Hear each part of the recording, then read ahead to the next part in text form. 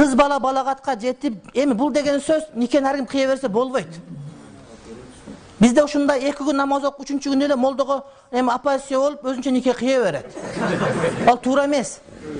Эмнеге туура эмес? Анткени молдонун иши нике кыйгандан башка, ошол бала менен кыз бири-бирине никеге турса болобу, ошону аныктайт. Өкө тууган эмеспи? Кыз мурдерге тийсе, ошондон ажырашканбы, талагы түшкөн болгонбу? Айтылып аткан никедеги сөздөр өткөн чак, бучукча келе чаганы молдо билет. Сен ойлойсуң, сага нике кыйганда молдо туруп 5 мүнөттө бүтүрүп койду. Анткени молдо көп десен сразу эле билип анан келип нике кыйып атат сага. Сен ойлойсуң, молдонукун кайталап койсоң болуп калат деп. Ал сен көргөнүң. Сен көрбөгөн астында жанагыдай топунун тагында адам бар, каптын тагында кап бар дегендей, ошо нике кыйган 5 мүнөттүн аркасында 15 жылдык илим бар. Анан нике кыйылат.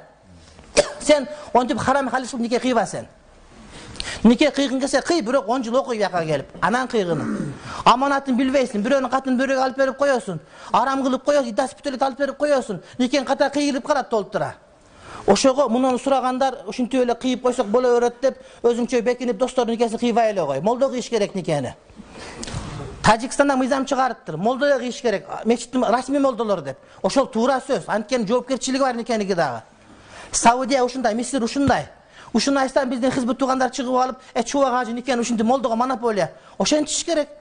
Жоопкерчилик болуш керек нике кыйган жерде.